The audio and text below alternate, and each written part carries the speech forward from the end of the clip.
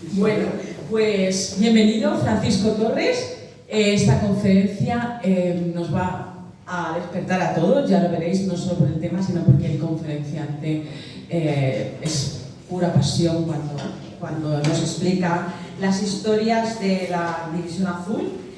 El título es Anticomunismo y defensa de la civilización occidental. La División Azul y la posición de España ante el trance de Europa. Francisco Torres, como ya os he dicho.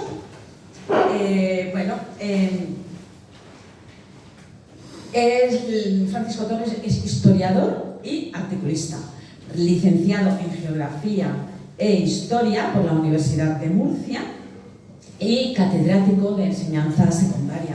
Es uno de los más destacados especialistas en la investigación de las etapas más recientes de la historia de España contemporánea. Entre sus temas más investigados se halla el de la División Azul, perdón, pues se me ha traspapelado.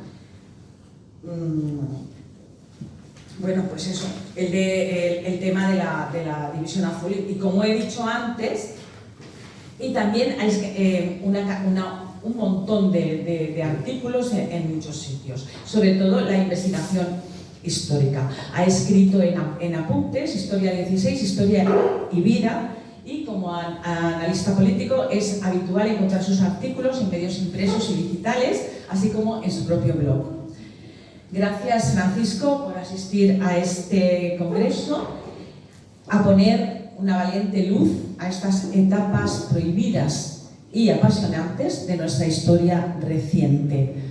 Muchísimas gracias, Francisco. A ti.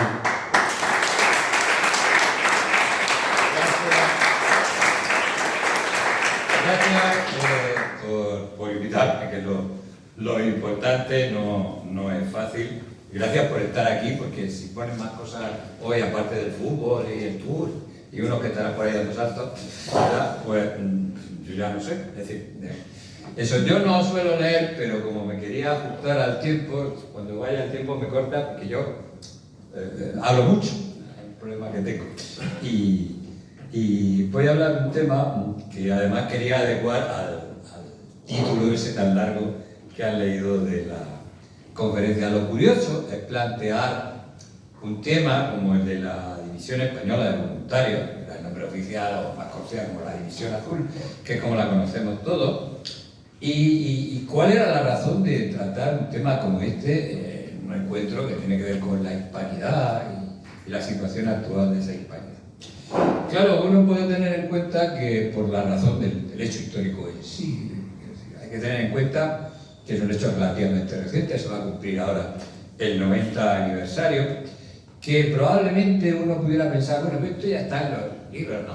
En las estanterías que cada uno tiene, hay unos cuantos que les gustan mucho estos temas y están ahí, pero que a la vez yo creo que la pervivencia, que un poco es lo que vamos a tratar aquí, está en que representa una serie de valores permanentes. Creo que esta mañana también se habla un poco de eso, de lo que es la identidad de los españoles, es decir, de aquellas cosas que han ido conformando la identidad de los españoles que muchos a veces ponemos sin saber de cuál es el origen, ¿no? Y uno podría hablar, es decir, desde los tiempos prehispánicos de Numancia, es decir, hasta hecho un de valor universal, como se decía la mañana, de la batalla de Lepanto. Bueno, pues hay una línea, digamos así, de valores permanentes que afloran y que llegan hasta la División Española de Voluntarios. Pero yo quisiera un poco centrar esto como si fuera un breve ensayo. Yo no voy a contarles aquí la historia de la División Azul, que creo que casi todos ustedes conocen, pero lo que a mí me gustaría sí precisar es responder a una pregunta a lo largo de la conferencia. Es si un hecho histórico como es el de la División Azul y su paso por la historia tiene algún tipo de valor que nosotros podamos extraer para nuestro tiempo presente, es decir, cómo no mirar el presente, el pasado como si fuera presente, ¿verdad? Sino como decía el señor sobre el que acabo de escribir un libro, que es Ledesma Ramos, buscar las épocas espejo no como fuente de imitación, no se puede repetir la historia, pero sí un poco como guía. Y un poco en este sentido es el que yo quería tratar la cuestión de la división azul para ser un poco novedoso. Tampoco voy a entrar en el juego del mito y el antimito. Hay mitos sobre la división azul muy sólidos que por más que se escriba se siguen diciendo, aunque no sea verdad. Y hay una larga serie de antimitos. Bueno, para eso está mi amigo Carlos Caballero, que todos también conocéis, que se ha encargado, ¿no?, un poco de esta cuestión de los mitos y el antimito. Pero como punto de arranque a mí sí me gustaría reflejar un hecho, ¿no?, el heroísmo. Yo creo que el heroísmo es uno de esos valores permanentes que están en los hombres de la división azul y que se engarzan en esa línea de continuidad que viene desde el Ejército Nacional y Popular, resalto lo de nacional y popular, que es el Ejército Nacional en la guerra civil, y que sigue hasta la división azul, y que si nos retrotraemos en el tiempo podemos llegar hasta los tercios de España. Un poco esa cualidad del heroísmo, de lo que también se hablaba esta mañana, del heroísmo generoso, el heroísmo que no tiene que ver con la cuestión material, sino la cuestión espiritual, es también un elemento de reflexión. Es decir, ¿quién no conoce, y ustedes probablemente, una retahíla de nombres rusos que significan ejemplos de heroísmo? Y si uno revisa la documentación sobre la división azul y se para un rato en ver el expediente correspondiente a las condecoraciones, es decir, a por qué hechos de armas se puede pedir una recompensa o se es merecedor a una recompensa, se van a encontrar con 5 folios. Hay 5 folios de hechos de armas de la división azul que son considerados dignos de recompensa en el caso de que el soldado, el oficial, etcétera, haya participado en ello con una forma destacada. Es decir, podemos hablar de Moravenskaya, el asalto a los cuarteles, de Milisquino, de Posar, de la Intermedia, de Teremer, de Sinjavino, de Lilmen, de Granibor. Todo eso son una serie de hechos de carácter heroico que tienen su importancia. Y luego tampoco se puede ignorar el heroísmo que estos españoles tuvieron en los campos del Gulag. Porque esta es la otra parte de la campaña de la división azul que a veces se piensa. El heroísmo de lo que yo he llamado muchas veces los resistentes, el grupo de los resistentes que actuaron en los campos de concentración, hasta el punto que los campos de concentración fueron acusados por los soviéticos de haber formado una falange clandestina.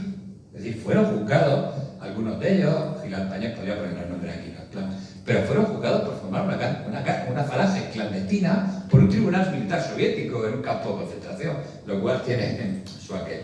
Hay que tener en cuenta que cuando se habla del heroísmo de una unidad militar, siempre se pone una de las cuestiones hasta que Franco la modificó, por cierto, para ser candidato o tener la opción a la unidad de San Fernando para un oficial, estaba en relación al número de bajas que sentiría una unidad.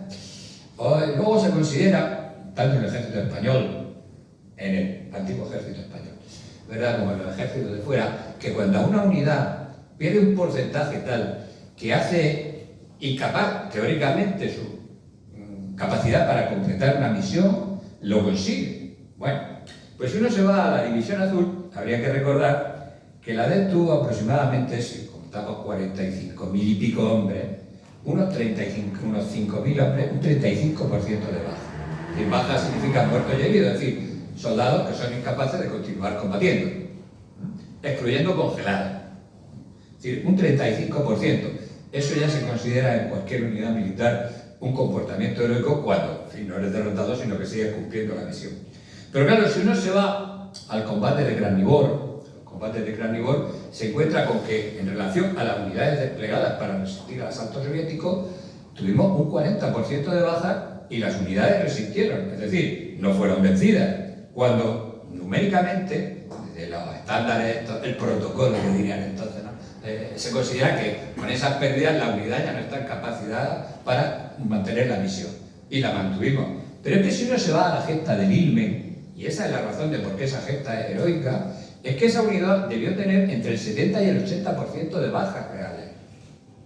Eso significa que era una unidad prácticamente incapaz de completar la misión, y sin embargo la completó.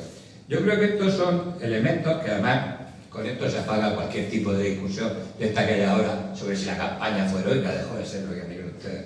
Tengan ustedes en cuenta que esa campaña, con el breve tiempo que fue, tuvo 8 cruces laureadas de San Fernando. En realidad deberían haber sido 10, porque hubo 2 que se tramitaron, pero por razones de empate y decisión del presidente de la... Saben que las laureadas se conceden por parte no del general en jefe, sino por parte del capítulo de la orden, previo juicio contradictorio. Y al final votan. Tienen que votar los caballeros laureados.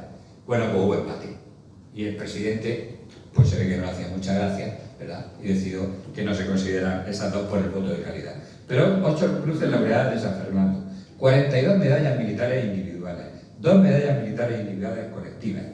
Y si nos vamos a las condecoraciones alemanas más altas, son 17 cruces militares de primera con espada, más 135 cruces de hierro de primera clase. Es decir, luego podría sumar una medalla militar, un montón, ¿verdad? Pero esto revela un poco una unidad que tiene la vida que tiene, el tiempo que tiene y las dimensiones que tiene. Consigue estas condecoraciones y estas cifras que yo he dado a notar, esa calificación del heroico. ¿Cuál es el problema? Que a mí son de las cosas que me gusta hablar. Es decir, porque el heroísmo hace mucho que dejó de cotizar en la historia. Yo soy profesor, he sido profesor, y como se decía esta mañana, es que los héroes están proscritos en la historia. La historia que se enseña actualmente y hace 20 años. Pues yo sería producto de esa tal. Es decir, es más, un héroe es presentado a nuestros estudiantes de forma despreciativa, con una corriente que viene. Uno se puede ir a la historiografía francesa, cuando dice, no, a los caballeros vamos a dejarlo y vamos a pegarnos, pero en fin, vamos a dejar al mariscal y vamos a ver cómo vivía la gente en la Edad Media. En el fondo era acabar con el mito del héroe, Carlyle y todas estas cosas, y naturalmente el del heroísmo. Y en esto, cuando yo estudiaba, pues resultaba que nos ponían a bajar de un burro. Dicho coloquialmente, pues las películas norteamericanas, hay una parte de películas norteamericanas que se llaman muy patrioteras, ¿sí? Está dentro de su... Bueno, pues criticaban esas películas americanas por patrioteras y de paso, como yo tengo mucha edad, pues Agustina Daró, que es una buena película, pero una película patriótica. O El Cid de Anthony Mann, que era una película luego siguiente. Mientras que al pobrecito alumno, como era yo, te cascaban cada año a tragarte, a ver, el acorazado Potemkin, que tendrá muy buenos valores cinematográficos, pero no nada más que una forma de intentar presentarte como maravillosa los principios de la Revolución Rusa. Era una cosa absolutamente demencial, porque la izquierda sí entiende el valor del heroísmo, pero el heroísmo de los suyos. Es decir, nadie reclama que no sea heroico el doctor Cibago como que fuera más de Madrid, ¿no? Avanzan sobre el palacio y bien, hay que hacer a la carga, pero cuando el heroísmo es del otro bando, es una cosa patriotera, etc. O sea, que ese valor del heroísmo está ahí. Y es curioso porque, claro, el problema es que hay que quitar esa carga heroica a una unidad, a unos soldados, hay que desvirtuar la razón ideológica que puede ir por debajo y hay que transformar a sus protagonistas en locos, en mercenarios, en aventureros por la sangre, en aventureros por el botín, y así acabamos considerando a mercenarios, en el sentido más negativo del término, a personajes que han formado parte, independientemente de su rigor histórico, de nuestra identidad nacional, empezando por el Cid Campeador. Hay gente por ahí que alaba unos libros que no sé, no voy a poner los nombres porque me graban, ¿verdad? Pero alaba unos libros sobre el Cid Campeador donde lo presentan como un mercenario, un señor de frontera cuyo único era ser señor de Valencia. Pues no era eso, ¿verdad? Porque además ese concepto no existía en la época y sería muy largo. Y hasta tenemos literatura sobre los tercios donde lo único importante es que los de los tercios no tenían ninguna idea más que resistían heroicamente por la paga, la soldada y váyase usted a saber cuántas cosas más. Y tenemos unos representantes de los tercios sin alma. Esto es curioso. Pues lo mismo, o hasta hace poco leía una blog, vamos a llamarlo así, vinculado a la milicia, en el cual pues, se discutía la existencia del milagro de Empel. Que no es el problema si el milagro de Empel existió o no existió, sino la carga que se tiene de intentar desvirtuar lo heroico. Y eso un poco ha pasado con la División Azul, es lo que se trata. Por eso lo vuelven a representar de mercenarios, locos, etcétera, etcétera, etcétera. Esto también. Luego hay algún historiador importante de estos que sale de muchos libros, pero hace mucha publicidad, que sale diciendo, bueno, yo es que en realidad esto de las chapas, por las condecoraciones que decía antes, lo de las chapas de los militares es algo que se dan entre ellos y por lo tanto no deben tener ningún valor. Claro, quien conozco un poco la Universidad Española dirá, bueno, pero es que algunas cátedras también las dan porque son amigos de compañeros, ¿verdad? O algunos te dicen, no, es que los que fueron allí fueron por la ambición política, cultural, social, de ganar dinero. Claro, como los investigadores de la universidad, estos que se llaman historiadores académicos, que discuten estas cosas, que te dicen estas leyes, que supongo que investigan solamente por asegurar los puntos para tener la beca y poder cobrar más al final de mes. ¿Verdad? Sería la misma explicación. No sé por qué no se aplican a ellos mismos el calificativo que le aplican a los demás. Bueno, pues esto que es como una digresión también tiene que ver con la importancia de la división azul. Y yo lo que quisiera un poco también es decir, ¿por qué tiene importancia? ¿Por qué estamos aquí? ¿O por qué algunos lo hemos decidido así? Es decir, porque la campaña de la división azul no termina en 1944, principios del 44, si incluimos a la Legión Española de Voluntarios, o en 1954, con el retorno de los prisioneros en el Semiramis, sino que es como si aún estuviéramos en la batalla defensiva, que lo que libró la división azul fue una batalla defensiva en Krasnivor, o la resistencia del Gulag, porque la guerra ha continuado en el papel. De alguna manera, la batalla sobre la división azul se sigue librando en el papel, en el discurrir histórico, etc. Y eso es algo que los divisionarios percibieron hace 40 años. Hace 40 años aproximadamente se dieron cuenta que la última misión que ellos tenían, la batalla en la que algunos, yo era muy joven entonces, de verdad, nos sumaban, ¿no?, como los soldados, era defender su memoria y honrar a los caídos. Porque hace 40 años entendieron que se iba a producir ese ataque contra lo que ellos representaban. Es decir, y ellos lo hicieron, además, basándose en algo fundamental, era la licitud del combate que habían hecho. La licitud de la idea que les había llevado a combatir a Rusia.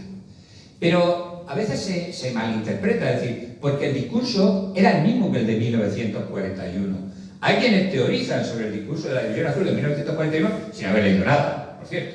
Pero cualquiera que se vaya a leer los discursos de 1941 sabrá que el elemento fundamental era el elemento anticomunista. Y eso incluía la defensa de la civilización para ellos occidental y cristiana. Ellos asumían en esa época que la caída del comunismo acababa de darle la razón. De hecho, un buen amigo mío, que era un divisionario, se llama Arturo Espinosa Poveda, hizo un libro. Muchos se dedicaron a hacer libros en esa época, se llamaba Teníamos razón, porque se había producido esa caída del comunismo. Y es porque a veces se olvida que en el fondo estamos hablando de una unidad militar. Y una unidad militar no va a un sitio porque sí, tiene una misión. Esto es algo que a estos historiadores se les suele olvidar. Tiene una misión clara. Entonces, la misión, lo que va, la misión azul a Rusia, objetivamente, programáticamente y con encargo, es luchar contra el comunismo, ¿verdad? Y ellos entendieron que era necesario dejar el rastro de la memoria, que es algo que hemos seguido haciendo. Es decir, por eso muchos se dedicaron a buscar en sus casas, tengo algún ejemplo personal, es decir, esos libros, esos escritos, esos cuadernos que tenían de cuando estuvieron en el frente. Hay que tener en cuenta que la división azul no era una división como todas las demás, estaba formada por un núcleo importante de estudiantes. En aquella época todo el mundo quería tener una novela, uno quería ser Edith María Remarque o cualquier otro y se fueron con la ambición de haber hecho una novela sobre la división azul y tomaron notas, o hicieron simples diarios. De ahí la importancia que ellos le han dado a eso. Y mientras ellos vivieron, estuvieron intentando sacarlo. ¿Para qué? Para que frente a la montaña que le iba a caer encima, siempre quedara el valor y el testimonio. Esto me parece importante. Lo curioso es que la historiografía se ha movido con respecto a la división azul. Bueno, no se ha movido, en realidad es la historiografía más conservadora del mundo, porque ellos siguen manteniendo los mismos criterios que exhibía Mundo Obrero en sus dos versiones. La versión buena que editaban en París, en esta y tal, y la versión mala que era Ciclostil aquí, ¿verdad? Bueno, pues las mismas argumentaciones que tenían en 1941, en 1940 no, porque eran aliados de Hitler. Entonces, callaron. Pues a partir de 1941, la misma versión del 41 o del 50 es la que ha seguido manteniendo nuestra historiografía. Hasta tal punto que decidieron, y todavía no existían las leyes de memoria, que iban a ganar la guerra. Esto les sonará. Es decir, que ellos con sus papelitos iban a ser capaces de hacer lo que no consiguieron 45.000 rusos con 1.000 bocas de fuego y 100 tanques en Krasnivor. Eso es lo que decidieron que iban a hacer. Y de hecho, si uno las lee, se va a sorprender, porque se va a encontrar que le cuentan a la altura de 1950 que la División Azul fue desmantelada por el Ejército Rojo, todos los apelativos después que quieras poner positivos, que la dejó en unos pocos supervivientes que volvieron a España. Esto lo escribía. Y supongo que los que leían Mundo Obrero en esa época hasta se lo creían. Pero es más, claro, cuando llegamos al año 50, Hitler tampoco pasaba de moda. Esto ya no nos vale. Decir que era aliado de Hitler y todas estas cosas no nos vale. Entonces dijeron, no hay que cambiar el discurso, porque encima estos han soltado a los prisioneros y nos han hecho polvo. ¿Qué hacemos? Y ya, muy fácil. No. Como nosotros hemos dicho en la famosa condena, que España es un peligro para la paz mundial, y que uno de los elementos clave de demostrar esa capacidad es el envío de la División Azul, ¿verdad? Pues no. Ahora, ¿el peligro cuál es? Las potencias imperialistas, que representan agresoras, que van a acabar con la paz, que representan los Estados Unidos. Y por lo tanto, en esa alianza yanqui-franquista, ¿verdad? Si cambian ustedes, a Franco lo dejan y le cambian el nombre de Hitler por el de los Estados Unidos, tenemos lo mismo. Y uno de los peligros es que van a mandar una nueva División Azul a combatir. Y esto lo pone en la prensa de la época. Esto es curioso. Claro, por eso había que contradecir no solo la ideología, sino también la voluntariedad. Y esto ha estado ahí desde los años 40. Lo curioso es que tienen un poco de esquizofrenia. Cuando uno lee estas cosas, incluso los historiadores de ahora son un poco esquizofrénicos. Porque claro, si por un lado te cuentan que en realidad ya la División Azul estaba formada, según ellos, pues sí, había falangistas, ¿vale? Pero también por un montón de sacados de las cárceles, por el lumpen. Vale. Y al renglón seguido dicen, pero era capaz, la División Azul era un ejemplo del fascismo y no sé cuántas cosas más. ¿Pero qué quedamos? O eran el lumpen y por lo tanto pobrecitos míos, o eran todos fascistas. Es decir, no cabe las medias tintas. Luego hay otro segundo proceso que me gustaría también señalar en la historiografía que te encuentras, que no afecta solo a la División Azul, sino que se afecta también a los tercios y a cualquier otra empresa que ustedes quieran. Y es lo de descafeinar las cosas. Dicen, claro, bueno, pues lo que hay que hacer en realidad es hacernos perdonar. Vamos a descafeinar esto, fueron unos hombres enviados, lucharon tal, no sé qué, no sé cuántas, pobrecitos míos eran presos, obligados a ir a combatir, por lo tanto así nos hacemos perdonar. Y se hacen perdonar quitándole esa parte ideológica o esa parte de valores simplemente a la calificación del mercenario. Y eso pasa con los tercios, pasa con el campeador y pasa con la División Azul. Esto es también interesante. Lo que yo quiero proponer así, rápido, es decir, vamos a intentar interpretarla, que ya sabemos que fue, etcétera, separándola un poco del marco de la Segunda Guerra Mundial.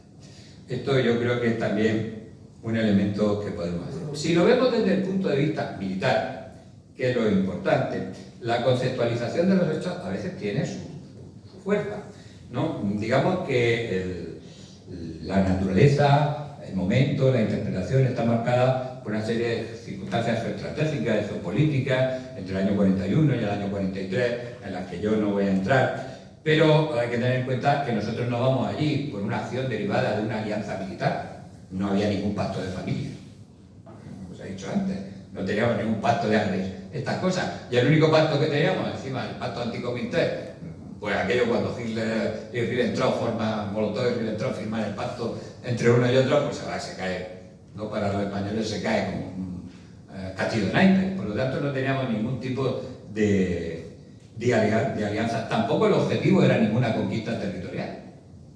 Y para los alemanes sí, había un proyecto de conquista territorial, pero nosotros no teníamos ningún proyecto de conquista territorial de la Unión Soviética. No íbamos a la Unión Soviética a conquistar nada.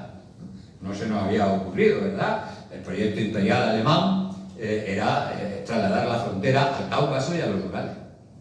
Pero el nuestro no existía, por lo tanto, tampoco íbamos por eso. ¿Vale?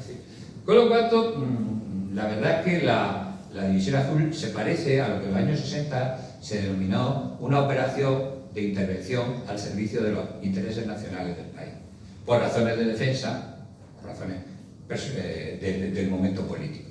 Bueno, pues la División Azul en realidad fue eso, una operación de intervención.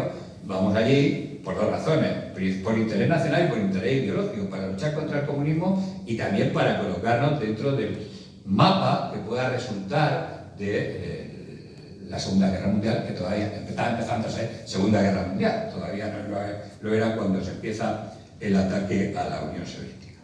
Claro, además tenemos que ver lo de la campaña, es decir, la campaña militar, antes lo he dicho, uno con qué se queda. ¿Dura solo del 41 al 43, principio del 44? ¿O en realidad atendemos al hecho de que quienes estaban presos en la Unión Soviética siguieron pensando que estaban en combate? Ellos siguieron siendo la División Azul y siguieron combatiendo en los campos de concentración. Y de alguna manera así se reconoció, no en las condecoraciones altas, es decir, en la medalla militar individual o en la laureada, que son muy rácanos para los pobres exceso de decirlo, pero no, sino en la condecoración de las cruces de guerra con palmas que se dan por la ración del comportamiento, ¿no? Un poco esa está. Y al mismo tiempo la División Azul tiene una nueva dimensión entre el año 46 y el año 54. ¿Cuál es? Pues que la División Azul va a ser un elemento dentro de la, como antes he dicho, de la condena española en la Unión Soviética, en la ONU. Pero también al mismo tiempo lo será porque en la ONU, nosotros a partir del año 50, cuando se revoca la condena, llevamos a través de países intermedios, España no tenía representación, la cuestión de los prisioneros españoles a las Naciones Unidas a través de las Naciones Hermanas, es decir, los representantes de Brasil, Perú y creo recordar que Cuba son los que plantean la cuestión de los prisioneros españoles, que no estaba dentro de la cuestión general de los prisioneros que se está tratando en la ONU, para que la Unión Soviética se vea obligada a la liberación de los prisioneros españoles. Yo creo que eso es importante. En segundo lugar, una misión se caracteriza por la derrota o el triunfo. Evidentemente, no acabamos con el comunismo. Evidentemente, hubo que retirar la División Azul. Pero evidentemente, ellos no tuvieron nunca la sensación de la derrota. Yo no conozco ningún testimonio en que ellos se sientan derrotados, ni tan siquiera vencidos.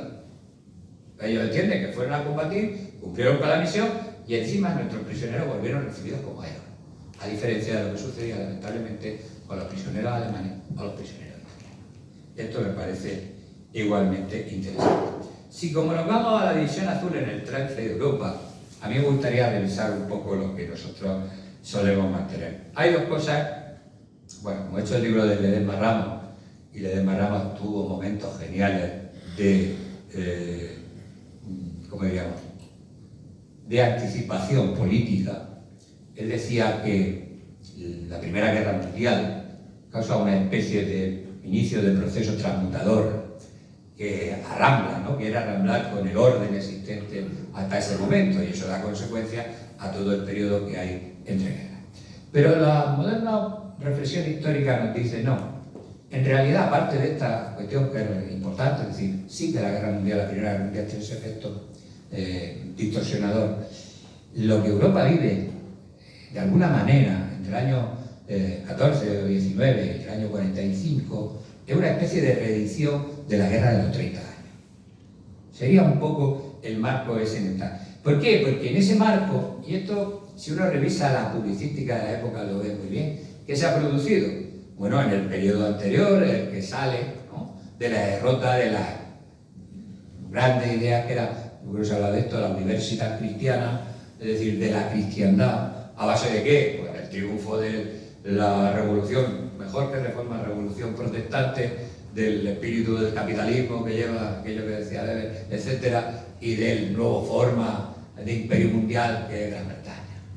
Todo esto, el nuevo capitalismo, todo esto que surge de la derrota de esta consideración que nosotros mantuvimos a lo largo hasta el año, no diría hasta 1648, no, yo me iría más allá de la derrota de Rocroi, porque es cierto que aunque nos derrotaron en Rocroi, seguimos combatiendo, y el ejército español siguió manteniendo una importancia, los ejércitos del rey, ¿verdad?, siguieron teniendo una importancia notable en Europa casi hasta el final, en esa resistencia, hasta el final del siglo XVII. Porque eso supuso el fin de la defensa de la tradicionalidad.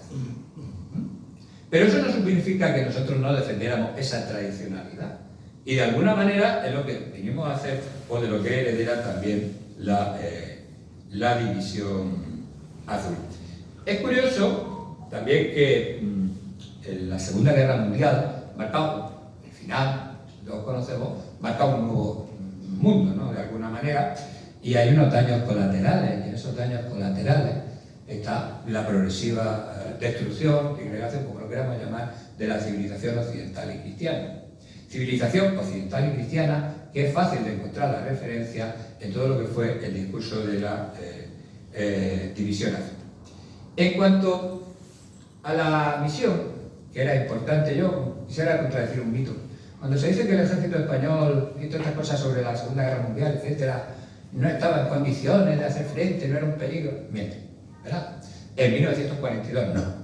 Pero en 1940 el ejército español tenía la suficiente potencia como para haber sido un elemento importante. De hecho, los estados mayores norteamericanos y británicos daban por perdido Gibraltar, Portugal y los territorios del norte de África. Es decir, el plan de contención estaba en irse a los Azores o atacar las Canarias. Es decir, ellos daban por perdido, y creo que tenían alguna información más notable, la posibilidad de que si Franco decidiera intervenir, pudieran defender Gibraltar y Portugal. Por lo tanto, hay que matizarlo. Es decir, el ejército español tiene una variedad de armamento importante cuando acaba la Guerra Civil Española y es bastante efectivo a la altura de 1940, que es lo que estamos preservando. Luego lo segundo es que el anticomunismo. El anticomunismo no era solo en los años 30 una especie de posición-oposición a una ideología, no, era una ideología en sí misma.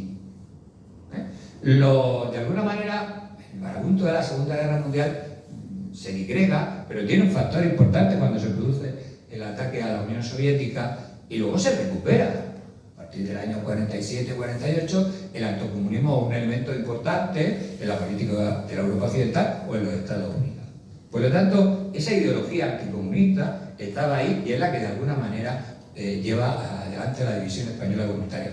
Porque si en algo estaban de acuerdo, y mira que ponerlos de acuerdo era difícil, todos los que se sublevan en julio de 1936.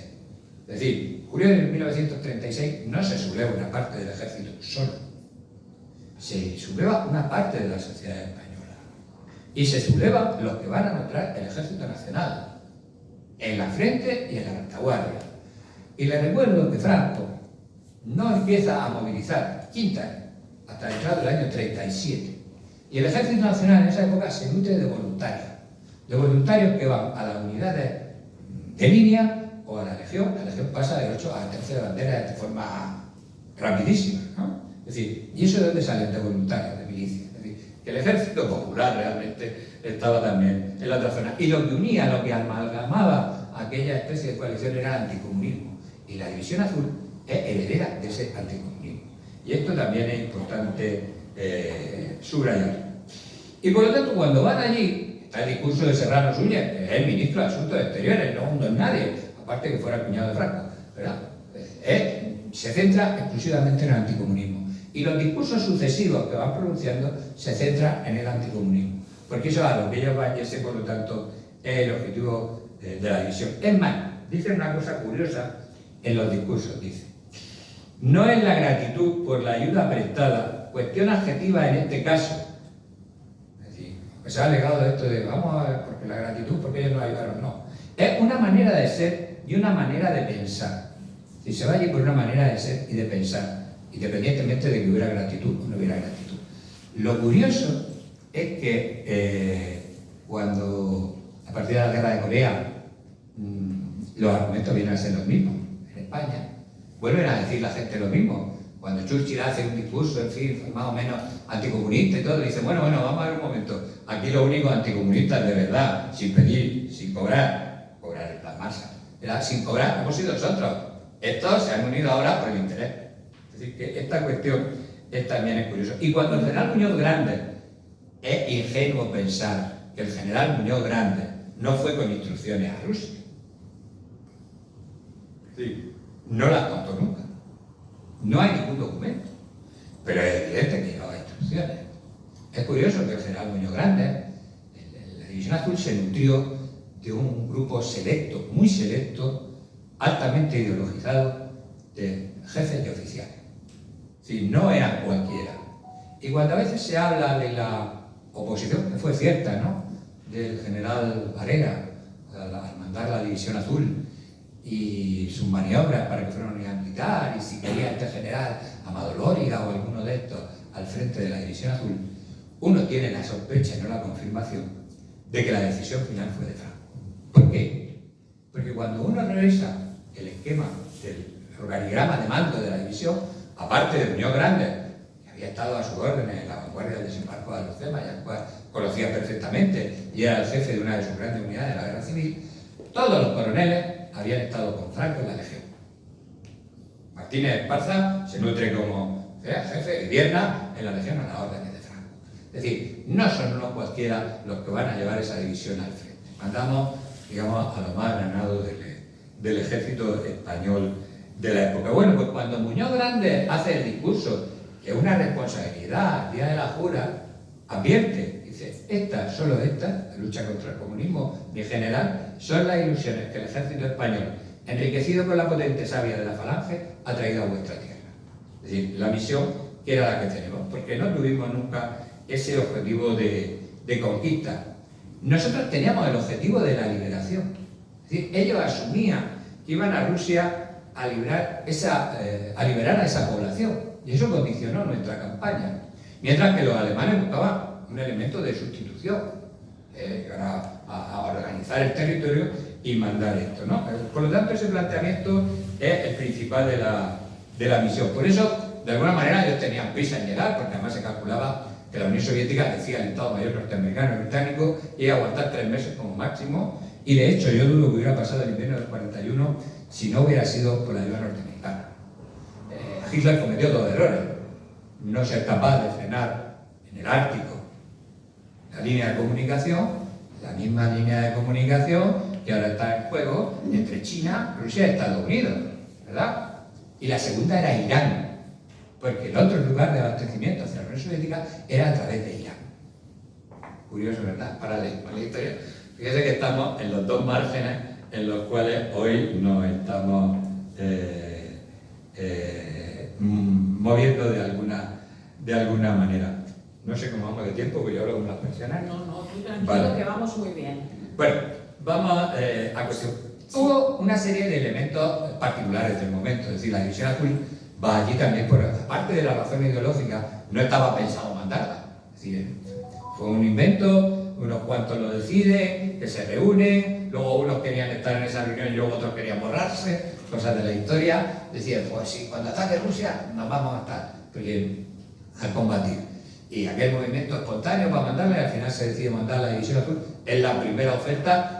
A los alemanes les pilló de sorpresa.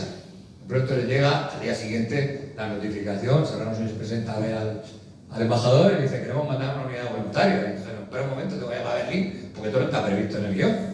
Es curioso porque el origen del movimiento de los voluntarios extranjeros para combatir al comunismo nace precisamente de aquí.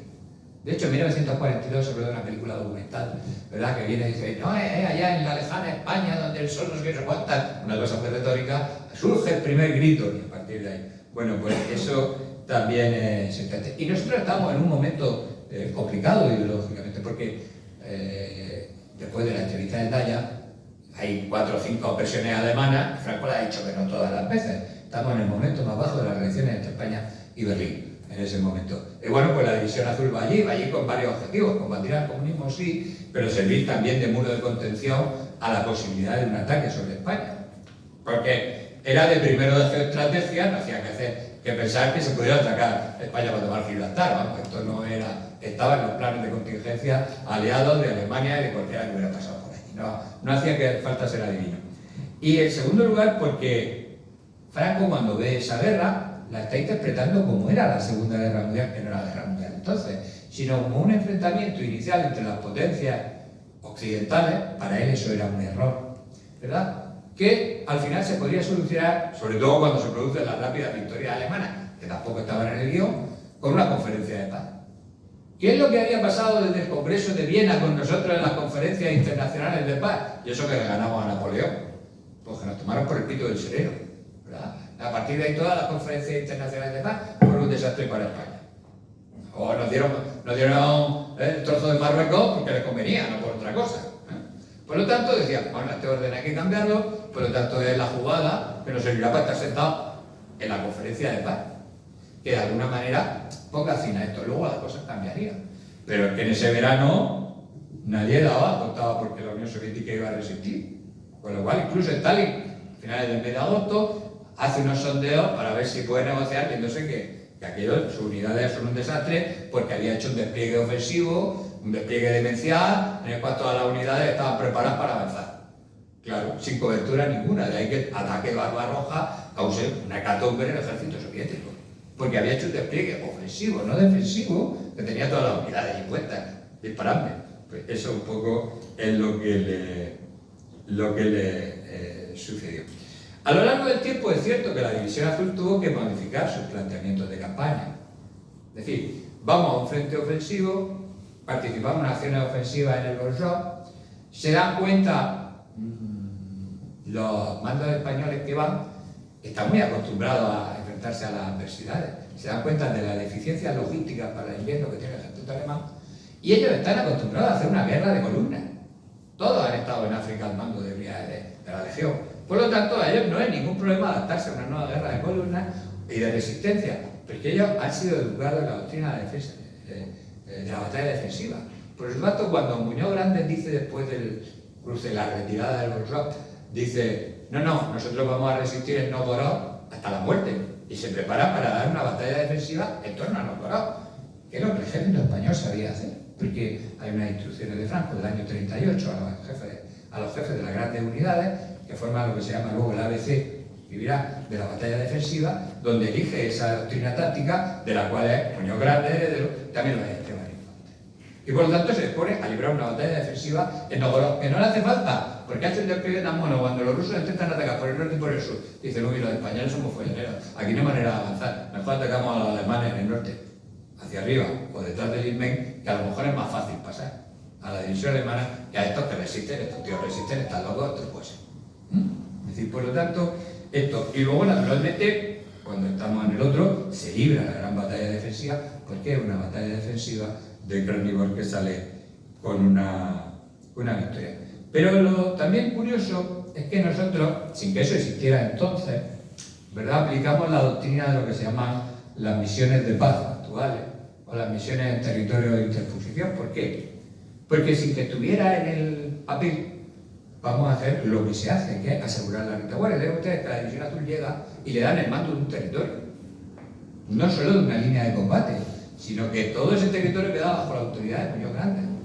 Por encima está, en fin, el mando alemán, pero ese territorio es autónomo, tanto en el sector del Bolshoi como luego frente a Leningrado. Y hay población dentro. Y a partir de ahí los españoles desarrollan asegurar esa zona, porque como se consideran liberadores, o libertadores, mejor dicho, con la población civil rusa que hay. De hecho, dos elementos que lo demuestran. Los partisanos se mostraban reacios a atacar a los españoles. ¿Por qué? Porque entendían que estaban tratando bien a la población. Y el partisano se está apoyando en esa población que está en esos territorios. Esto es curioso. Por eso hubo que mandar a las partisanas unidades formadas o unidades de propaganda por miembros del Partido Comunista de España, que se desplazan a ese frente para hacer las campañas de publicidad. Segunda cuestión, más interesante para mí. Cuando están los prisioneros, la Unión Soviética busca una excusa, más o menos legal, para tener prisioneros alemanes, un número importante, en este caso españoles, que es considerarlos como criminales de guerra. Por lo tanto, tienen que abrir, hay unos 26.000 alemanes aproximadamente, nunca sabemos las cifras, que son condenados como criminales de guerra a trabajo forzado. Pues los rusos no se iban a matar a nadie, los querían para tenerlos trabajando, ¿verdad? Bueno, 26.000 alemanes. Y los españoles, pero hay que hacer, esto puede sonar tonto, pero ellos hacen un proceso, con sus testigos y todo. ¿Qué sucede? Que van a la zona donde estuvo la División Azul para buscar testigos, no los encuentran. No encontraron testigos que testificaran contra los divisionarios.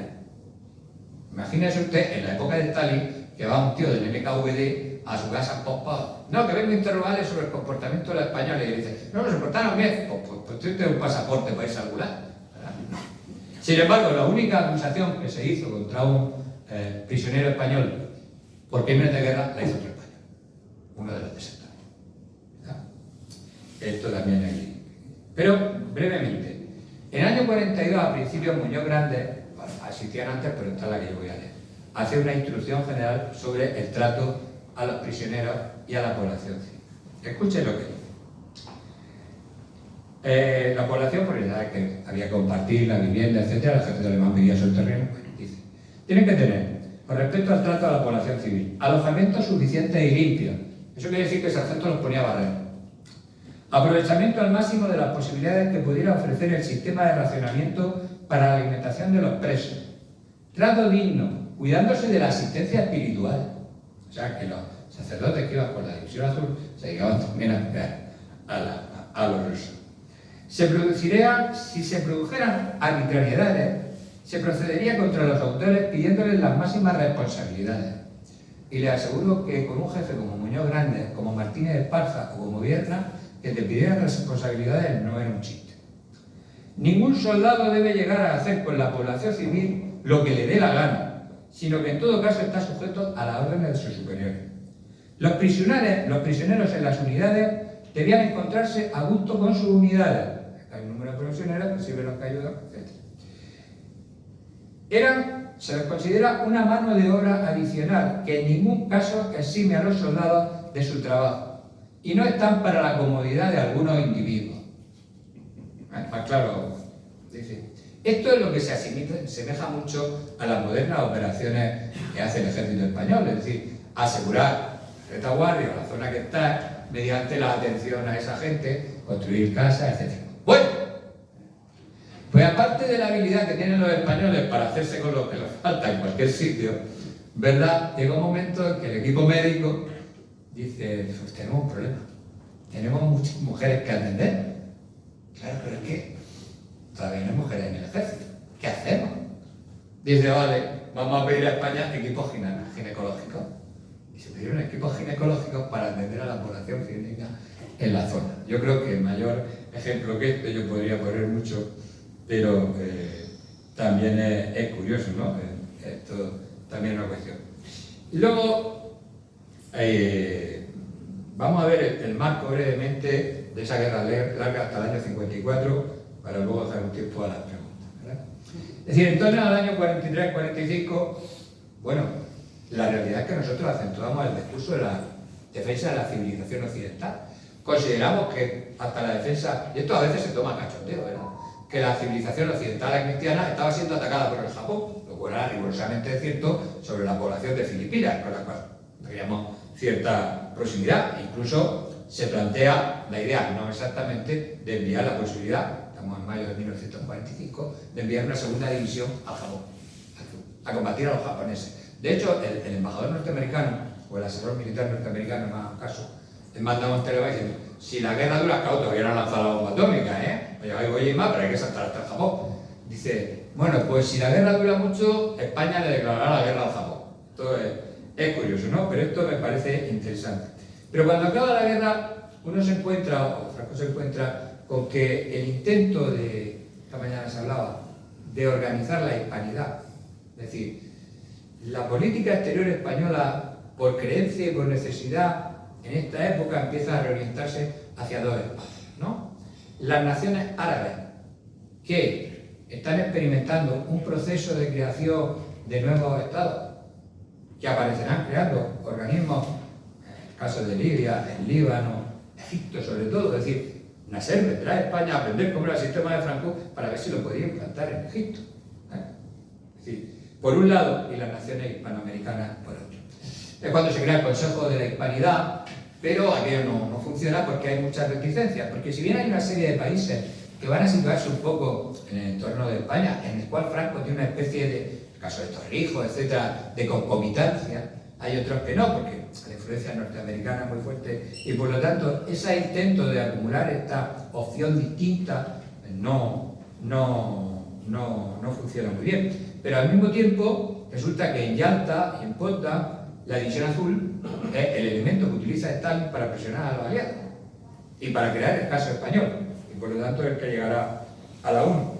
Y esto es fácil de explicar, es que el señor Stalin no fue derrotado una vez en España, porque la derrota de la guerra civil es también una derrota de Stalin, por mucho que ahora nos vengan a decir que Stalin perdió el interés, de cuando uno pierde la guerra dice, ha perdido el interés. Si llega a perder a Argentina ayer, diría que Messi estaba cojo, pero no.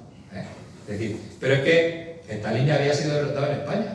Es que volvió a ser derrotado cuando en el año 43-44 se inventaba lo de la invasión del Maquis, el lanzamiento de las unidades comunistas sobre España. Hubo una absoluta derrota, ¿verdad? Ya lo han derrotado 2 veces. Y la tercera es en la ONU, porque lo que Stalin quiere es que se intervenga sobre España. Y al final salimos con una condena que en el fondo es que no van a venir los embajadores. Bueno, pues ¿qué le vamos a hacer? Y aquello, ¿no? Que le dicen a Franco, dice, bueno, no va a poder usted entrar en la ONU. Y dice, bueno, nosotros no hemos pedido entrar en la ONU, o sea, ¿qué me está contando? ¿Verdad? O Francia, no, vamos a cerrar la frontera. Y dice, no te preocupes que te la cierro yo. Se acaba el problema, ¿verdad? Esto es. Bueno, por lo tanto ya tienen 3 derrotas. Y eso, claro, es difícil de perdonar. Incluso Churchill escribe aquello, ¿no? De que, bueno, es que Stalin profesa un odio especial a la cuestión española. Bueno, pues ya hemos dicho antes cómo esta cuestión de la división azul va a plantearse en la ONU y sale una y otra vez hasta que cambiamos esto de los aliados. ¿Por qué? Porque cuando estalla la guerra de Corea, al Partido Comunista, a los anarquistas, a la prensa de la exilio, se le ocurre inventarse semejante cosa de que Franco va a enviar una nueva división azul a Corea. Y sale ahí, ¿no? Ningún español, como decían en 1942, ningún español irá a la guerra, el pueblo español se manifiesta. Bueno, el mundo obrero era una cosa que si la ley parece que había todos los días manifestaciones contra Franco, no existían, ¿verdad? Bueno, ni un soldado para morir con los yanquis, ¿no? La alianza yanqui-franquista, bueno, todas esas cosas. No, porque Franco hizo una medio declaración, nunca jamás ofreció ir ninguna unidad combatiente a la guerra de Corea. Es más, hay una minuta, la voy a traer aquí porque es interesante si la trasladamos al tiempo. Hay una minuta que hace Franco para Martín Artajo, que es el ministro de Exteriores, con respecto a esta cuestión. Dice, bueno, el lobby norteamericano favorable a España, que hicieron una declaración, y Franco dice, bueno, si llegara el momento y tal, no sé qué, no sé cuánta, no habría problema en colaborar en la defensa, estas cosas que se hacen diplomáticamente, pero nunca un ofrecimiento. Y en la minuta, ¿qué es lo que dice Franco? Primero, dice, es un error ir a Corea a luchar y debilitar a Occidente. Porque mandar el ejército norteamericano a Corea en 1950 significaba debilitar las unidades desplegadas en Occidente, cuando existía la amenaza evidente de la Unión Soviética. Este es el primero. Segundo, dice, sería un error de los Estados Unidos que hicieran una guerra terrestre, que intentaran desembarcar una operación terrestre. Tercera cuestión, lo que tienen que hacer los Estados Unidos no es mandar su ejército, sino mantener el dominio aéreo y el dominio naval. Traslademos las guerras actuales y a los errores sucesivos de los norteamericanos en sucesivas guerras. Bueno, pues esto es cuestión interesante, pero al mismo tiempo se plantea la reivindicación de la división azul. A partir del año 48, si uno repasa la prensa española, se va a encontrar con esa reivindicación.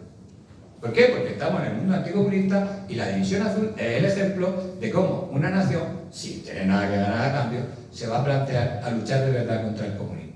Y por lo tanto se produce esa reivindicación. No es justo cuando viene ni porque cambiamos de expresión. Pero lo curioso es que los militares norteamericanos también alaban a la división azul.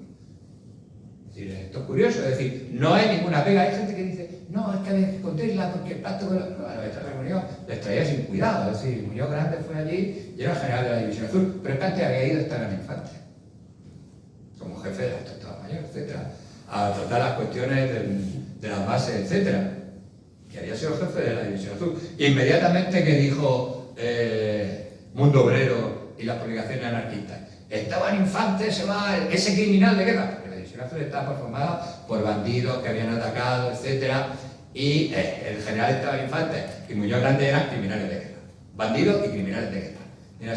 Pues ese criminal de guerra ha ido a los Estados Unidos a preparar con el mando del Pentágono la formación de la división azul que va a ir a luchar a Corea.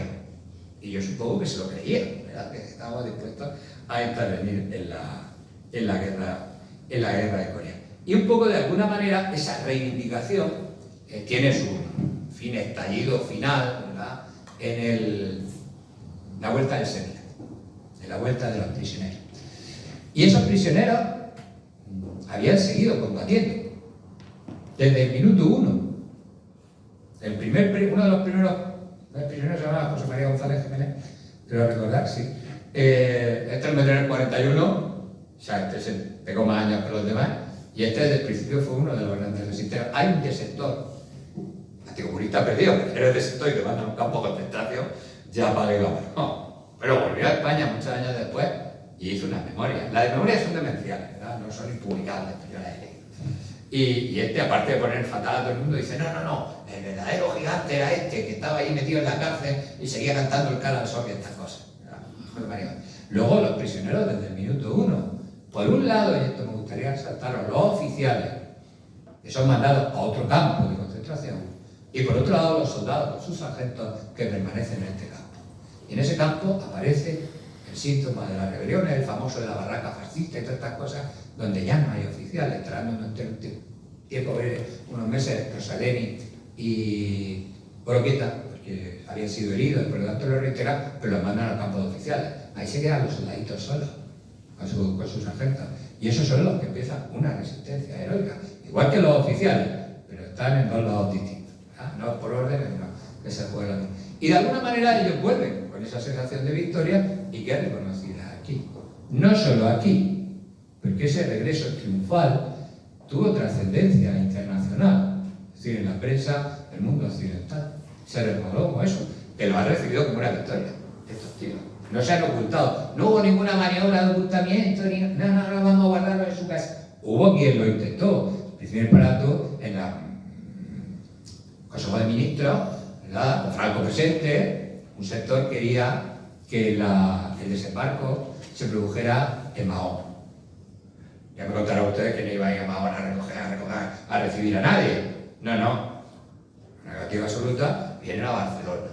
No, pero sí, a Barcelona. ¿Verdad? Dice la prensa comunista, Stalin le ha hecho el mayor regalo a Franco. Dice, no ha podido llegar el barco el 1 de abril, día de la victoria, pero llega el 2 y es lo mismo, porque encima van y lo prolongan. Ha hecho el mayor regalo a Franco. Y Rodolfo Llopis, líder del Partido Socialista Obrero Español, dice algo así como, hay que reconocer que Franco ha obtenido una victoria diplomática porque los comunistas se la han entregado. Entonces estaban peleados. Esta cuestión. Lo curioso es que andando del tiempo, los divisionarios se han encontrado en su memoria con el mismo enemigo.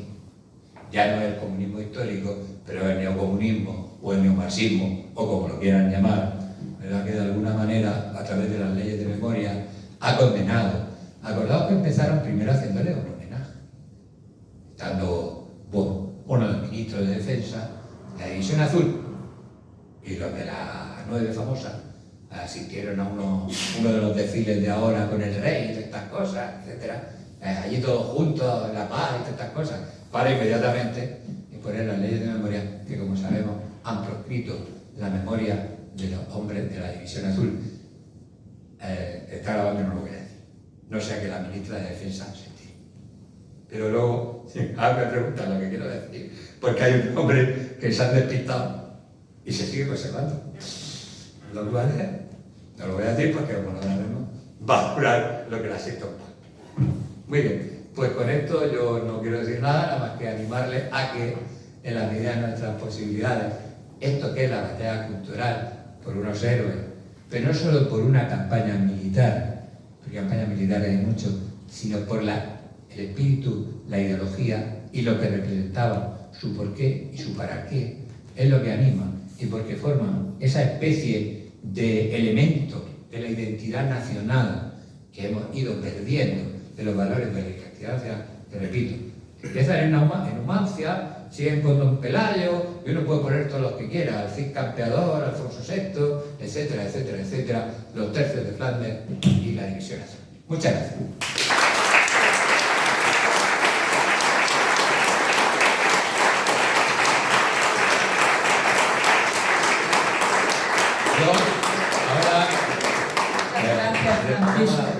Sí, pero si quieres, si no prometen hacer un meeting en la pregunta, podemos ahorrarnos los papeles, porque no es más tostón si empezamos. Pero sin meeting, ¿eh? Muy bien, porque muy bien. Cuando uno dice esto de preguntas, salvo cuando yo doy clase, que los alumnos no. Yo tomo nota de los nombres. Empezamos Bueno. por Jaime. Jaime, porque es el mayor. Es el mayor. Vale, el menos joven. El más honorable. El más El honorable. mono Yo sí que es magnífico, que aunque sea algo que hablaras un poquito de la Legión Azul. Bueno, eso tiene su... no lo he mencionado. Mi conferencia era más larga, yo siempre escribo. El libro este de Ledesma Ramos empezó siendo una conferencia. Deja llevar, te la hago en un libro. Y al final te 300 páginas. Bueno, sí, vamos a ver, la Legión Azul tiene un componente importante desde mi punto de vista. Nosotros no queríamos retirar la División Azul. Es decir, pero hay que ser objetivo. A partir de cuando Muñoz Grandes viene, informa a Franco, Muñoz Grandes ha tenido una entrevista con, ¿cómo se llama el general? El jefe de los carros alemanes, con Guderian. Y le ha dicho lo que hay, que va a hacer el asalto a Leningrado. Le ha dicho, atrinchérate porque ya no hay eso. Es decir, sabe que la misión ya no va a ser posible. Ha habido que mantener la División Azul, que estuvo a punto de ser retirada en enero de 1942, porque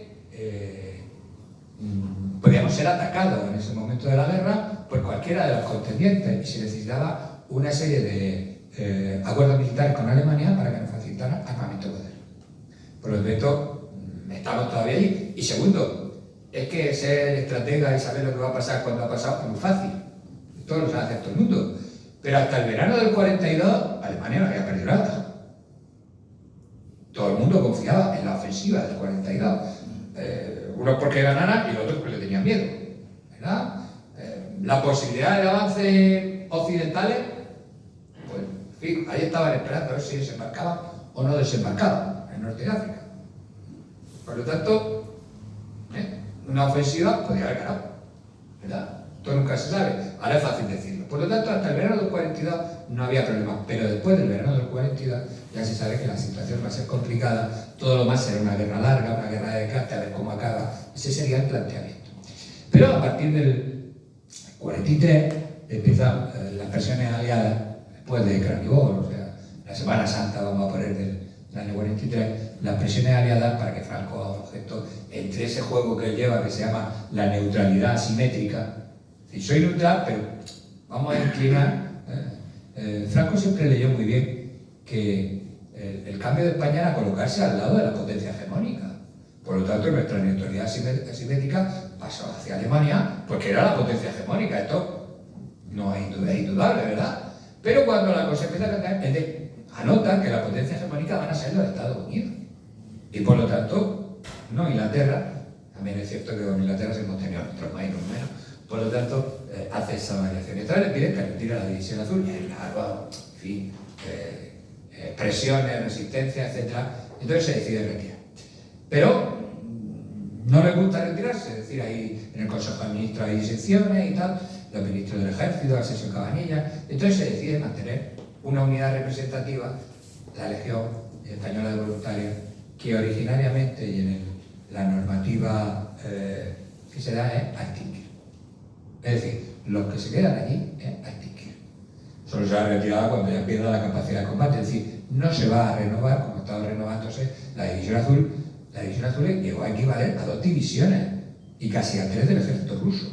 Es decir, por la cantidad de hombres que tenía. Es decir, no era casi una brigada, es decir, es algo más que una división. Bueno, pues la Legión Azul se encuentra, la campaña es muy breve porque en realidad ya es la ofensiva soviética en un frente al cuello de fuero que fue estático, fue como un choque de carneros. Todo el frente de Leningrado y el ruso es como un choque de carneros donde hay ofensivas, están movilizando 200, 300.000 hombres cuando se produce cualquier tipo de ofensivas combinadas que chocan y se quedan en la misma línea durante todo ese tiempo. Y a partir de ahí, ¿no? la Legión Española de Voluntarios llega un momento cuando se produce la retirada por Arenburg y todas estas cosas que no es, aparte de las presiones, mantenerla allí para que desaparezca no es lógico. La misión no tiene sentido, entonces se ordena la retirada. Es decir, tuvo una campaña muy breve, muy corta, etc. Hubo quienes se quedaron, todo el mundo sabe, pasaron a formar parte, sobre todo de las 2 compañías, la 102 y la 103, creo recordar, algo de cabeza, de la división alpina alemana. Luego estos tuvieron una odisea larguísima, luego si alguien que me gusta, yo le cuento. Dime. La unidad de Miguel Izquierda era para saber si combatió en el búnker de Berlín en los últimos días de la guerra, después sí se pudo escapar. Pues no lo sé, pero él tenía mucha imaginación. Hay cosas que son verídicas, pero las otras son un relato novelado mucho después. Es decir, bueno, estuvieron allí. Si estuvieron luchando en el búnker de la Cancillería, yo creo que eso pertenece a la literatura. Es decir, los que tenemos experiencia, yo tengo la experiencia de haber hablado, no sé, 200, 300 divisionarios, ¿verdad? Un señor muy amigo mío, repatriado en mayo de 1942, que había estado en Posad con la segunda del 263, que fue uno de los tíos, me parece que fueron 20 o 30, que salen ilesos de Posad, que forma la última unidad que cubre la retirada de Posad, con García Rebul, que en cualquier momento los podían haber cerrado y ahí había acabado, porque Otesky, el pasillico era más estrecho que esta habitación, y por ahí, imagínense ustedes, una unidad de 30 tíos guardando a los que van delante, en cualquier momento los podían haber cerrado. Fundamentalmente los rusos les tenían tanto miedo que decían, vamos a esperar mañana para atacar, que no es plan. Dice, bueno, pues después de toda esa heroicidad, y herido luego el Severevo, dice que esto no es suficiente, ¿verdad? Y me dice, no, que yo estuve en Krasnivor. Y yo me reía. Y me contó la batalla de Krasnivor, que había estado en Krasnivor, volvió en mayo de 1942. Es decir, esto no es mentira. Es simplemente que el paso del tiempo te hace a cualquiera que se sienta como que ha estado allí. Entonces, como ellos querían, cuando te hacen ese testimonio, de alguna manera llevar a lo máximo lo que fue la División Azul y el máximo combate de Krasnivor, yo había estado en Krasnivor. Lo de Esquerra es algo similar, escribe muchos años después lo que en realidad es una novelita sobre un hecho real, que además se parece mucho a cualquier otro relato de guerra. Entonces, está bien leerla, pero ellos estuvieron allí, hubo españoles, ya que estaban todos formando cuadros defendiendo la Cancillería del Reich. Parece que no hubo cuadros defendiendo la Cancillería del Reich. Que un día estuviera su unidad cerca de la Cancillería, allí pegando tiros, pues sí, pero en el asalto final lo hubiera cogido a todos. Y de hecho hubo españoles que fueron capturados en Berlín y otros que no fueron. Luego no estarían muy cerca de los rusos. Bueno, está mi célebre paisano, digo paisano porque es de Murcia, que en realidad se llamaba Juan Pinar Torregrosa, exportador de fruta, más conocido como el Capitán Roca, en los campos de concentración. Decía que era capitán, que estaba casado, se había casado con una hija, no sé si era de Goebbels, de Hitler, tal, que había sido condecorado por Hitler y que era pariente del ministro del Ejército, de Asensio Cabanilla. Y los rusos se lo creyeron. Y en la Cruz Roja se lo creyó. Y si ven los papeles de la Cruz Roja, hay un tío que es Capitán Roca. Y todos decían, pero se pone a buscar la Cruz Roja los papeles, pero si no hay ningún Capitán Roca del Ejército Español en Rusia. Y dice, bueno, pues yo lo conocí. Luego resulta que parte de las cosas que contaba que hizo en los campos sí fueron verdad, porque están en el expediente soviético, pero otras eran inventadas. Entonces, bueno, pues estuvieron allí combatiendo, ya en la ciudad, estaban combatiendo en Berlín en mayo de 1945. No hacía falta ponerse manchado. Vale. ¿Había una pregunta? ¿Alguien? Ah, sí, es que tengo que hablar. Yo quería poner en valor, si cabe más, el tema de la División Azul desde un punto de vista geopolítico, estratégico de Franco, en dos vertientes. Una la ha contestado usted, de que es esa simetría, ¿no? Esa relación. Neutralidad asimétrica, como lo llaman. Sí. La primera es, después de los viajes de Serrano Suñé en Alemania, en los cuales me consta que le hacen una presión increíble para que entre España en guerra, declare la guerra de manera formal, y tanta o más presión del bando italiano, le realizan sendos requerimientos a nivel serio, incluso despótico, y encuentran la solución, entre comillas, de la División Azul para parar el golpe y esperar que la guerra avance, como usted bien ha dicho, que ya se va decantando en esas fechas. Pero otro miedo, que quiero que me confirme, que tenía todo el tema del gobierno de Franco, es que fuera declarado como un caso de guerra, un casus belli, el enviar, lo que usted ha dicho del general Varela, el enviar a una unidad militar, con lo cual esto es un motivo dentro de las normas de la guerra de que podían recibir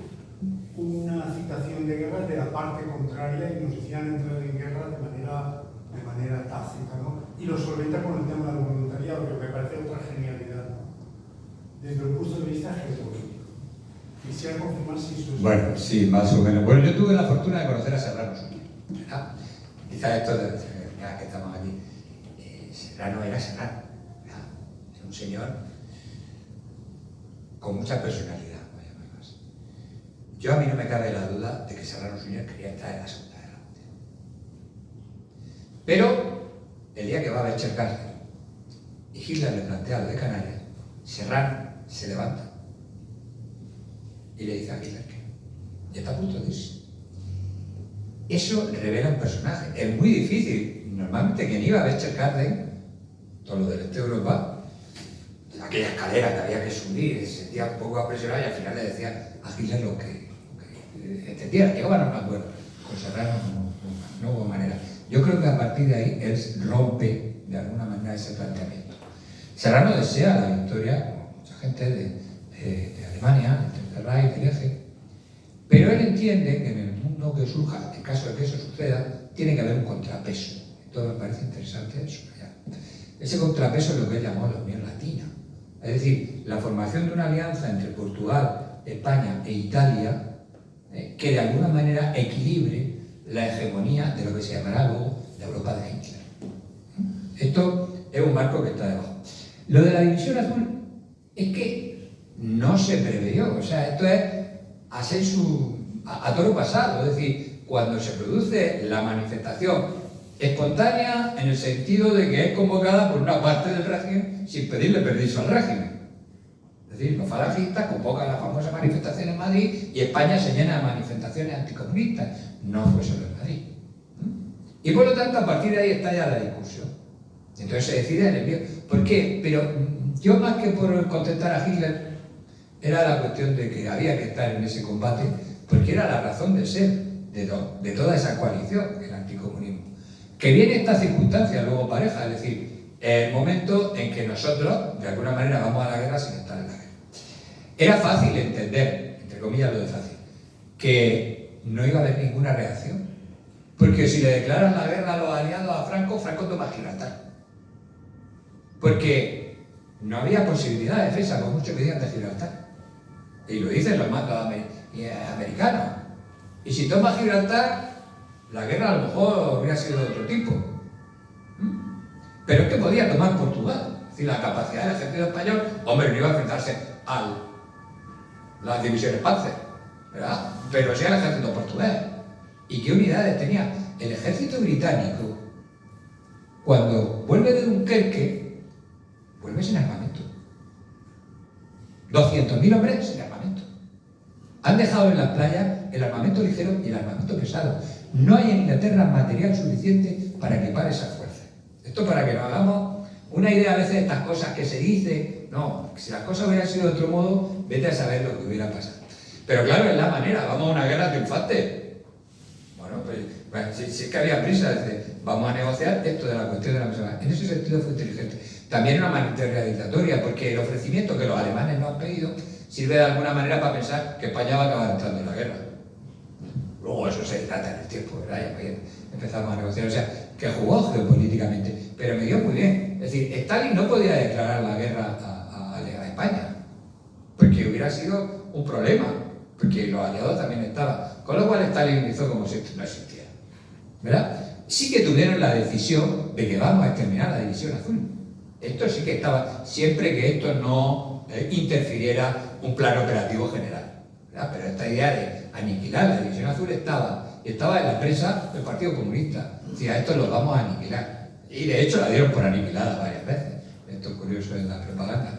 Y luego dentro de esa geopolítica, pues siguió jugando el plan. Porque luego cuando el cerco internacional, el tratado de amistad con los Estados Unidos y todas estas cosas, la División Azul jugó un papel geopolítico. Porque volvemos a defender la misma cuestión que se está planteando.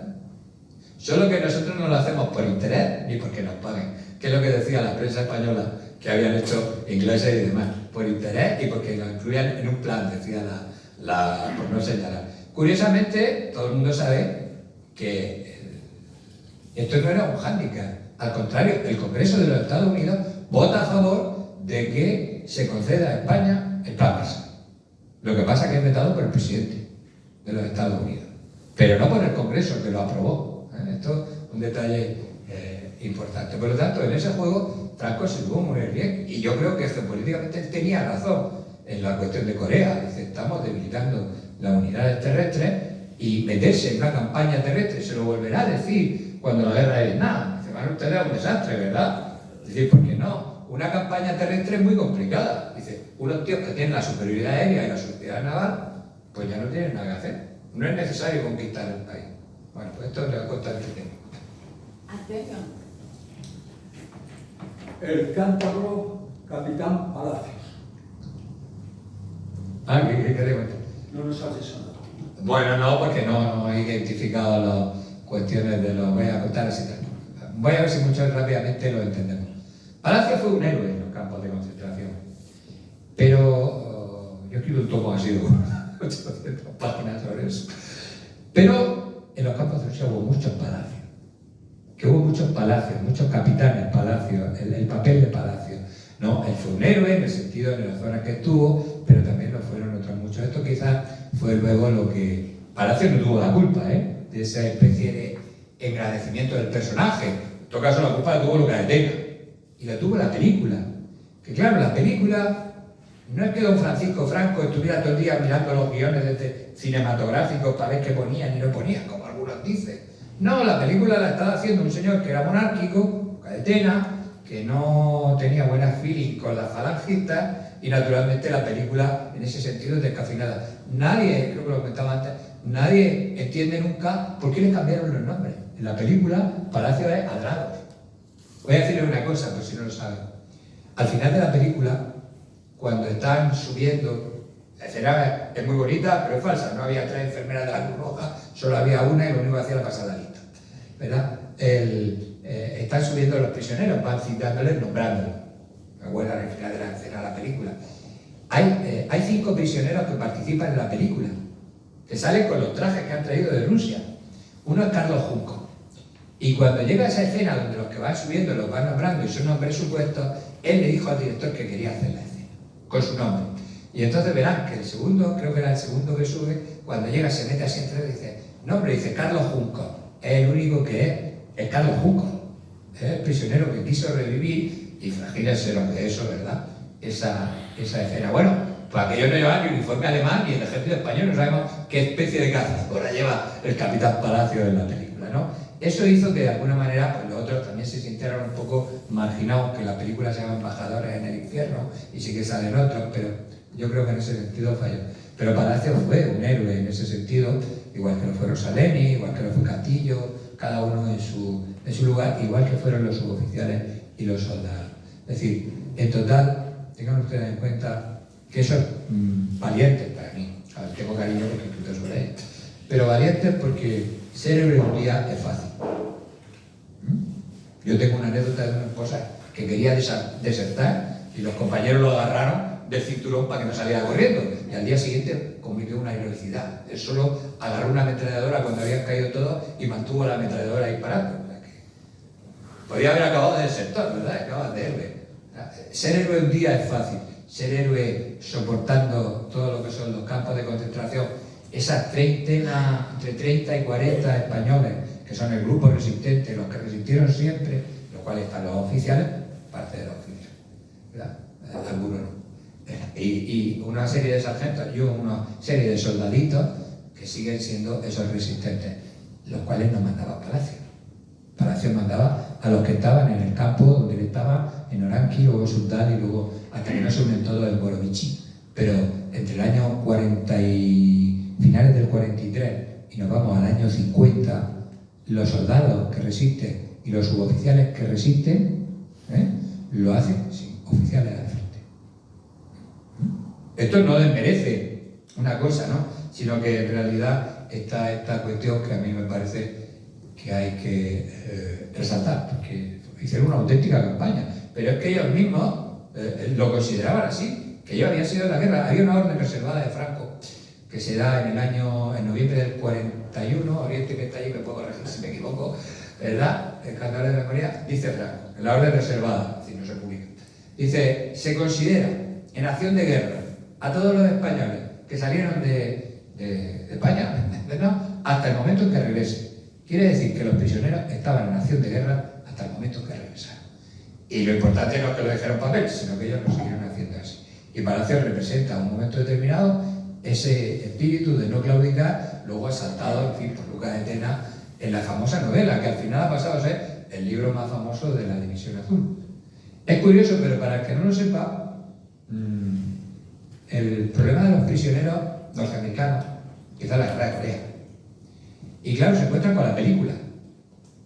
Entonces, en West Point, en otros lugares, la película, Bajador en el infierno, se exhibía como demostración de cuál debía ser el comportamiento de un oficial en el caso de que sea prisionero. Y nuestros prisioneros volvieron con trastornos de estrés postraumático muy limitados. ¿Por qué? Porque ellos habían seguido siendo combatientes de los campos de concentración, ¿verdad? No sin tiros, sino de una manera que es mucho más difícil. Bueno, mira, otra pregunta. Yo no tengo prisa, ¿eh? Puedo estar Vicente. contestando. Los repatriados de la División Azul, yo he oído que el Estado se encargó de recolocarlos en diferentes sitios. He oído ahí que muchos se pusieron investigadores del puerto de Barcelona. ¿Cómo fue eso? Sí, vamos a ver, no solo es que lo dijera el Estado, es que lo anunciaron públicamente, es decir, cuando desde Barcelona, la Delegación Nacional de Sindicatos anuncia que todos los que vienen, da igual que fueran divisionarios que no, serían colocados. Y esto no solo es que se dijera, que esto de hacer promesas está muy bien, no, sino que ¿qué hizo el ministro del Ejército? Dice la verdad. El capitán general de cada una de las regiones militares es el encargado de vigilar que se cumpla. Y los gobernadores civiles tendrán que mandar informe en el mes siguiente de cómo se ha cumplido la orden. A todos se les colocó. Es más, se les pidió opinión. Se les pedía, yo rellenaba un papel. ¿Dónde quiere ir? ¿Qué estudios tiene? Yo podría hacer muchas. Uno pide un taxi. Aceptado que se le dé. Esto es para que lean. Hubo un prisionero, no solamente se le dio oficio, la mayoría fueron al Instituto Nacional de Previsión. Hicieron una especie de oposición, vamos a llamarla así, porque estos chicos habían salido muchos con 20 años. Vuelven con 30 y tantos.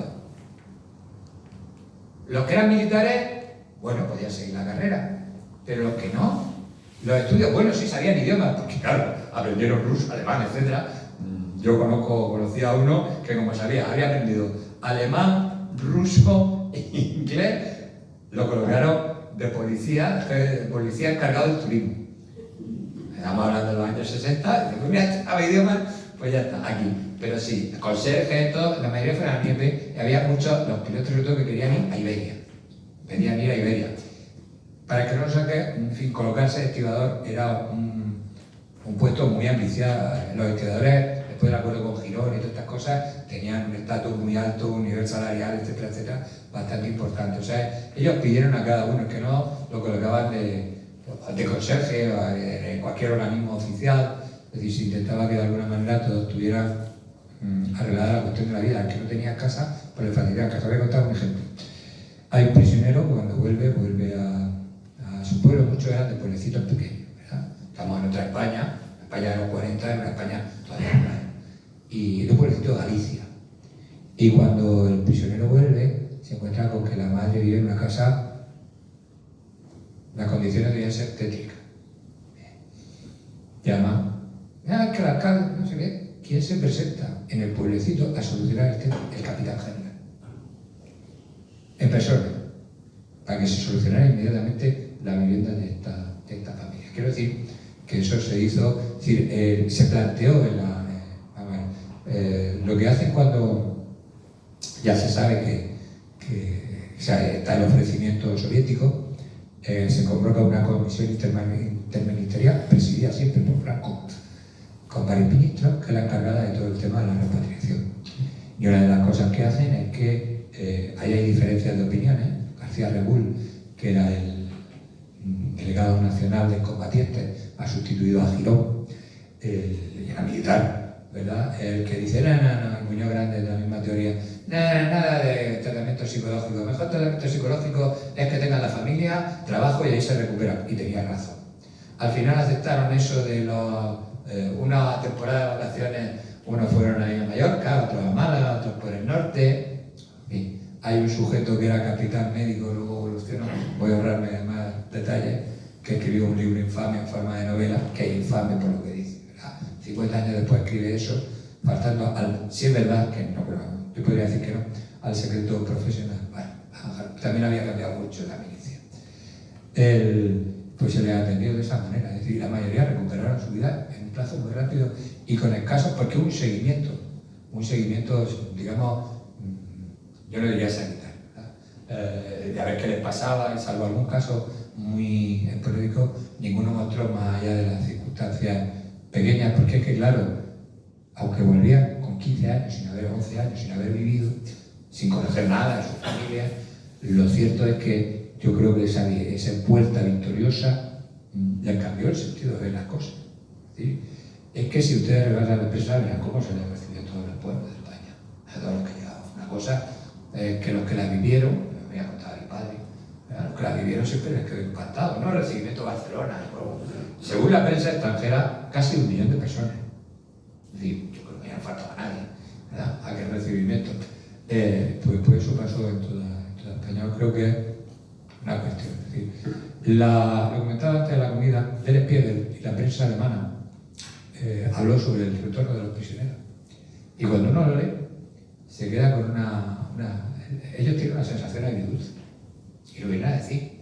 Dicen es que nuestros prisioneros, cuando llegan a un campo que se ha preparado, en fin, todas las comedias que usted quiera, pero un campo, donde van los familiares a recogerlos, se le hace, en fin, a ver cómo están, el reconocimiento, y se van para su casa. Y los italianos igual. En cambio, los españoles fueron recibidos triunfalmente. Y los comentaristas de Derek Piedel y de la prensa austríaca, la prensa conservadora, claro, sienten envidia porque sus soldados están volviendo como vuelven y los españoles han muerto como héroes. ¿Más preguntas? Bueno, yo hago una reflexión. Es si alguna vez se va a acabar la crítica constante, negativa, peyorativa de la División Azul, siendo una unidad que militarmente actuó siempre con dignidad y honor y socialmente ayudó siempre al pueblo ruso. De hecho, creo que es la única unidad extranjera que se mereció o a la cual Hitler le elaboró una condecoración específica. Sí. ¿Alguna vez se va a acabar esta bueno, constante crítica negativa? Yo le diría que no, que lo he explicado antes. Los héroes molestan, son símbolos de identidad, por lo tanto hay que evitar los héroes. Son locos, vagabundos, mercenarios, etc. Y me da igual que hable de los tercios que de la División Azul o de los combatientes en la Guerra Civil. Por lo tanto, no. Y luego es que el adversario o el enemigo, como decían esta mañana, sigue siendo el mismo. Y ellos sí que no perdonan, ¿eh? Vamos a ver, vamos a dejarlo claro. Es decir, los próximos se meten debajo de aquí, ¿no? Se ponen de todos los colores y se meten aquí debajo. Y por lo tanto, los próximos no van a defenderla, quedamos un puñado. Los que tienen que concursar en la NICA, ¿verdad? Pues tampoco, en lo de la universidad.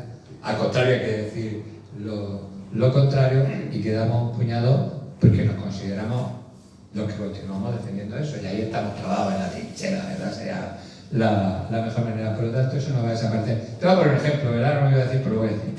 Como soy malo.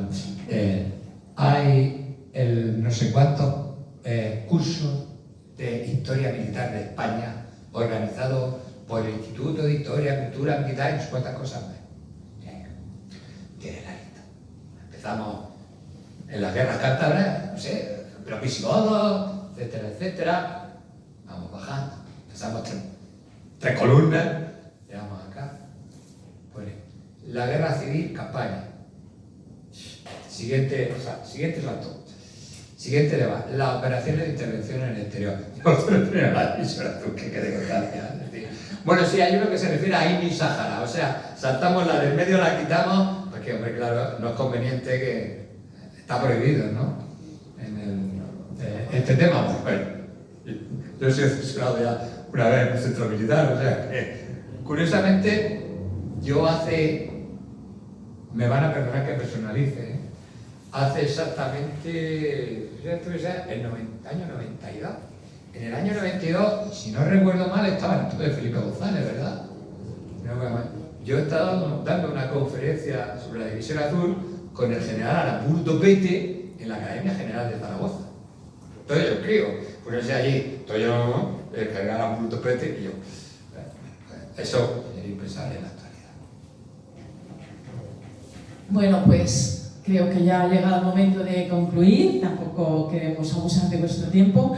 Pues desde aquí esa memoria por todos aquellos hombres que estuvieron presos en Siberia, que realmente no lo pasaron demasiado bien, y sobre todo, bueno, también recordemos que también fueron muchas mujeres en la División Azul, las enfermeras, y todas esas madrinas que los sostuvieron en la distancia para que no olvidasen que el amor existía.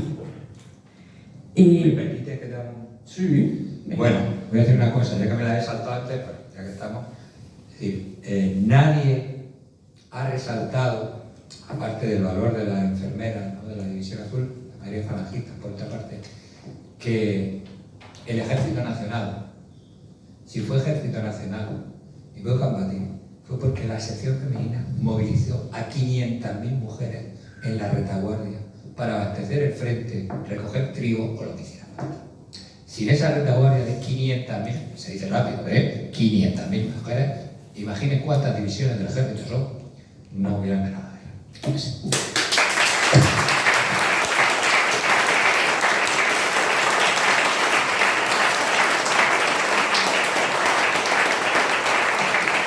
gracias, Francisco. Aprovecho también, bueno, para recordaros, cambiando un poco de tema, vamos un poco a la logística ya. El día 9 de octubre celebraremos una conferencia en el Hotel Silken. No, aquí mismo. Aquí. El día 9 sobre la hispanidad. Y el 12 también haremos un acto en Colón, al cual pues vendrá como invitados especiales, vendrán Alicia Tomás y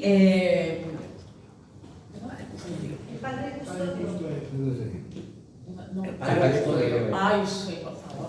Y el padre Custodio, que tantísimo carisma tiene y bueno, o sea que no olvidéis esto. Podéis también mirar los libros.